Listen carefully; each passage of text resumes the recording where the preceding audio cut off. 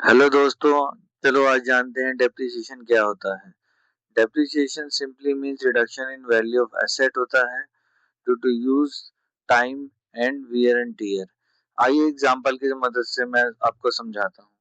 जैसे मशीन की वैल्यू है 1 लाख रुपए, उस पर अगर डेप्रिसिएशन का रेट है 10%, तो 1 लाख का 10% हमारा 10,000 हो गया। तो ये हो गया हमारा डेप्रिसिएशन की वैल्यू। इसकी जर्नल एंट्री क्या होगी? Depreciation account debit to machinery. तो डेप्रिसिएशन क्या हो गया? असेट की वैल्यू कम हुई। जब असेट कम होता है तो क्या होता है? क्रेडिट।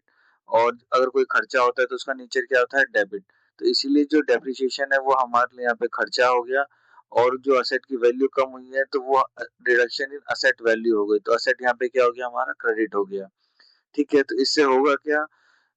जो डेप्रिसिएशन है वो हमारे प्रॉफिट को कम करेगा पीएनएल के अंदर, और बैलेंस शीट में जो 10,000 रुपए है वो असेट की वैल्यू को कम कर देगा। तो हमारे एग्जांपल में 1 लाख रुपए अगर हमारा प्रॉफिट है, उसमें 10,000 रुपए हम लेस कर देंगे तो 90,000 हमारा नेट प्रॉफिट आएगा।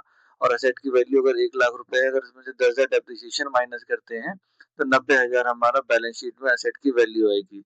इसमें ध्यान रखने वाली ये बात है कि नॉन कैश एक्सपेंस होता है, क्योंकि इसमें आउटफ्लो ऑफ कैश नहीं होता, चार्ज एवरी ईयर होता है।